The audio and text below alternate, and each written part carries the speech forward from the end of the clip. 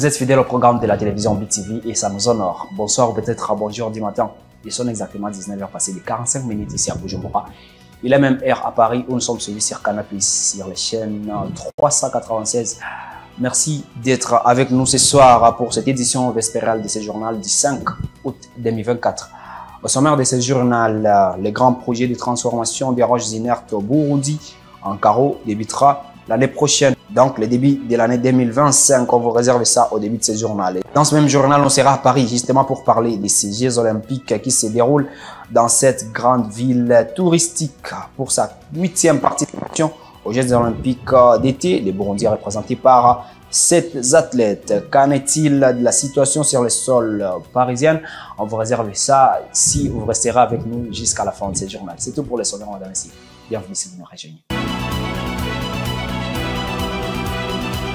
Le projet de transformation des roches inertes ici au Burundi à carreau débutera l'année prochaine, donc en 2025. La production de cette matière en province Gitega, et ça sera très bénéfique pour les Burundais puisque les carreaux qu'on importait ici au Burundi, ils seront désormais disponibles dans ce pays. Benoît Sindegona pour ce reportage. 13 sortes de pierres d'ornement sont en cours d'étude en province de Gitega par le projet de transformation de roches inertes du Burundi en carreau. Pierre Claver Ngenzebuhoro, le chef du projet, a fait savoir qu'il y aura une valeur ajoutée du fait que les carreaux qu'on importait de l'étranger seront disponibles au Burundi.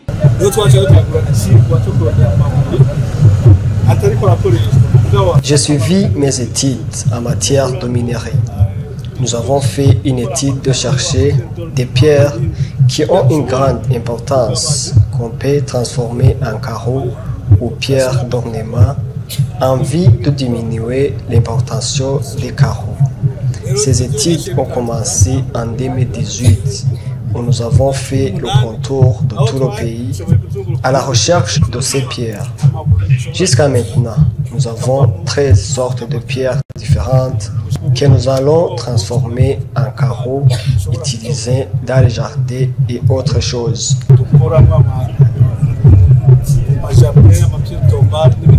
Il indique cependant que les matières en suspension vont être utilisées pour la fertilisation du sol.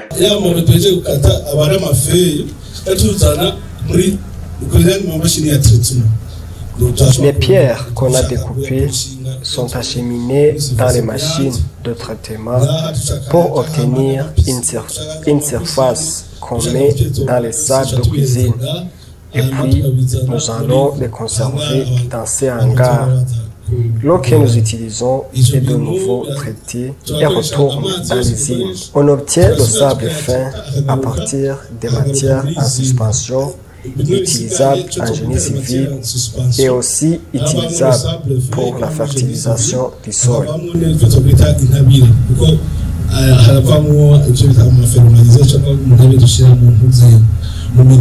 Vous saurez que ces pierres d'ornement sont disponibles dans les provinces de Gitega, Muramvya, Bujumbura Rural, Bururi et Kayanza. En plus, l'an 2025, les premiers carreaux seront disponibles sur le marché au Burundi.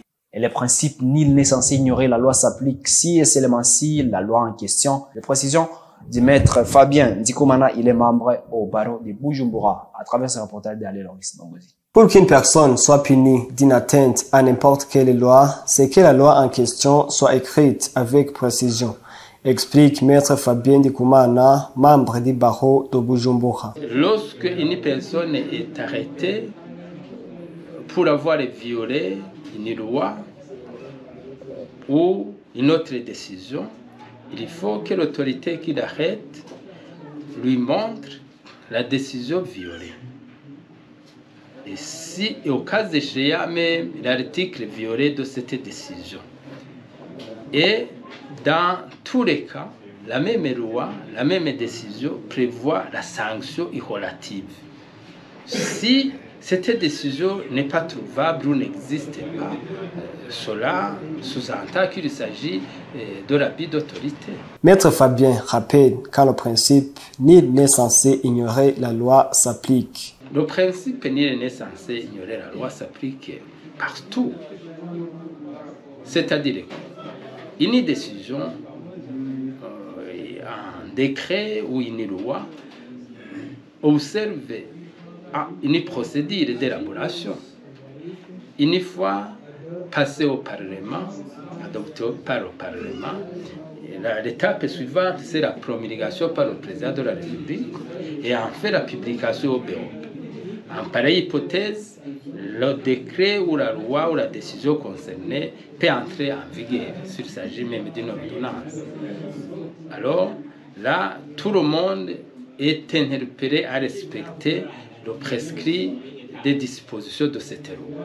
Cela est ainsi au moment où il y a plusieurs personnes dans certains secteurs qui sont punies sans toutefois savoir que ce qu'ils font est légalement punissable.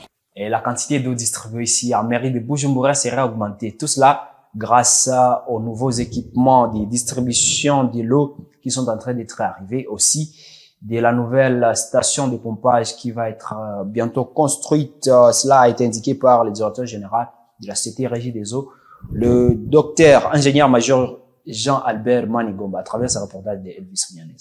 Il y aura une avancée significative dans la distribution de l'eau après l'arrivée des pompes et tuyaux servant dans la distribution de l'eau pour remplacer celles qui ne sont plus fonctionnelles, dit le directeur général de la Régie des eaux, docteur ingénieur-major Jean-Albert Manigomba. Nous allons remplacer toutes les pompes qui sont vieilles et puis il y aura quand même l'augmentation de la production car maintenant le rendement était de 50% parce que vraiment les pompes étaient vraiment très vestiges. Nous avons visité la station de pompage SP1 où il y a 6 pompes. Parmi les 6 pompes, c'est 3 seulement qui est maintenant fonctionnaire. Et ces 3 pompes aussi, le rendement était à 50%. Mais avec l'arrivée de ces pompes, nous allons remplacer toutes les 6 pompes et le rendement va aussi augmenter. Même ici aussi, à la station de pompage, toutes les pompes sont, on peut dire, sont vraiment à haut usage. On va les remplacer tous et je pense que le rendement va augmenter. Il y aura quand même une amélioration dans la distribution d'eau potable. Il ajoute aussi qu'un projet d'une autre station de pompage est en cours en vue de distribuer de l'eau en quantité suffisante. Nous avons fait recours aux partenaires qui nous aident avec le projet que nous allons faire dans les jours à venir. C'est le projet de faire une station de pompage aussi du capital économique. À Nyabugete, nous avons intérêt et nous avons des études. On est en train de travailler avec la Banque mondiale et la Hollande, les Pays-Bas, pour mettre à jour ce projet. Parce que la Régie de Serre ne peut pas le faire. Vous saurez que l'unité de production de 10 MW du centrale hydroélectrique dite Kabou 16 a été mise en service ce 2 août 2024 sous la supervision du directeur général de la Régie des eaux, assisté par le directeur général de l'énergie. Et je l'ai annoncé dans les sommaires pour sa 8e participation aux Jeux olympiques d'été. Le Burundi est représenté actuellement par 7 athlètes dans 3 sports qui se déroulent actuellement à Paris. Après que la majorité des athlètes burundais qui sont dans les Jeux olympiques de Paris 2024 ont été éliminés, dans une interview accordée à nos confrères journalistes burundais qui sont en France pour assister aux Jeux olympiques, Samuel Niyubahwe, qui a accompagné les athlètes burundais au nom de l'État, a indiqué que si ces athlètes s'entraînaient dans les meilleures conditions, ils feraient encore mieux. Les résultats sont bons, mais il nous faut encore quelques améliorations afin d'avoir de meilleurs résultats. Vu l'état de nos terrains d'entraînement et les techniques de nos entraîneurs, je peux dire que nous sommes encore en arrière. Si nos athlètes s'entraînent dans de bonnes conditions comme ceux des autres pays, pour refaire mieux, à l'exemple de la judokate burundaise qui était une meilleure joueuse, mais elle n'a pas réussi à se qualifier car ils ne s'entraînent pas comme d'autres athlètes. Ces derniers font des entraînements dans de meilleures conditions, de beaux terrains et ont de meilleurs entraîneurs que les nôtres. Selon Salvatore Bigirimana, le chef de mission de la délégation des athlètes burundais, il y a quelques erreurs qui ne devraient pas s'observer, notamment la manque de communication qui s'est passé sur le cas de l'athlète Rodrigue Kwizera. Iminsi yose birabaye kuri mu bihumbi bibiri muri Tokyo no ngaho ugasanga hariho ibintu abantu batariko barumvikana ko ngo abagenda ni bande ngo ivyo oye ntivyari bikwiye kuba kuko n'ibintu bibera. Ce cas s'est déjà observé en 2000 à Tokyo. Même ici, dans ces derniers jours, il y a eu des malentendus sur ceux qui devront accompagner les athlètes. Mais cela ne pourrait pas se passer ainsi car il y a des modalités conçues pour désigner qui vont accompagner la délégation. Il faut que chacun se concentre sur ses activités pour que toutes choses soient en ordre et éviter le désordre. Normalement, si la santé d'un joueur ne se porte pas bien, son club et son entraîneur devraient être au courant. Et dans ce cas, l'entraîneur doit informer à son tour ses chefs, donc son problème ne devrait pas s'observer. Il faut une franche collaboration. Iyo biba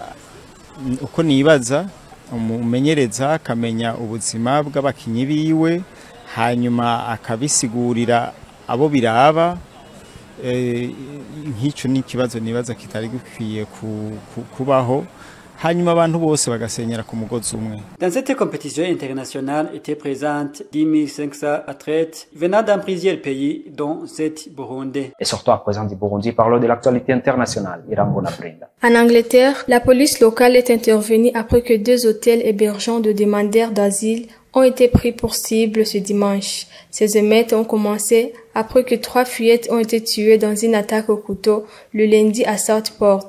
Un drame qui a donné lieu à de multiples rumeurs et à des informations sur les réseaux sociaux sur la religion et l'origine de l'agresseur présumé. Le Premier ministre Keir Starmer a promis que son gouvernement ferait tout ce qu'il faut pour traduire ce voyou en justice aussi vite que possible. Les bourses asiatiques étaient en chute libre ce lundi. Tokyo est marqué par la plus grosse dégringolade en poids de son histoire, tandis que Séoul et Taïwan restent des visages vertigineux sur fond de crainte de récession aux États-Unis. L'indice vedette Nikkei de la capitale nippone, qui avait déjà envisagé 5,8% ce vendredi, s'est effondré de 12,4% à 31 458,42 points, reculant de quelques 4 400 points sur la séance. Au-delà de ce précédent record qui remontait au crash boursier d'octobre en 1987, l'indice élargi Topix a sombré de 12,23% à 2227,15 points. L'indice Taixé de Taïwan tombait de plus de 8% et la Kospi à Séoul décrochait de 9,6% vers 6h15. Les bourses chinoises reculaient plus modérément. L'indice Hang Seng de Hong Kong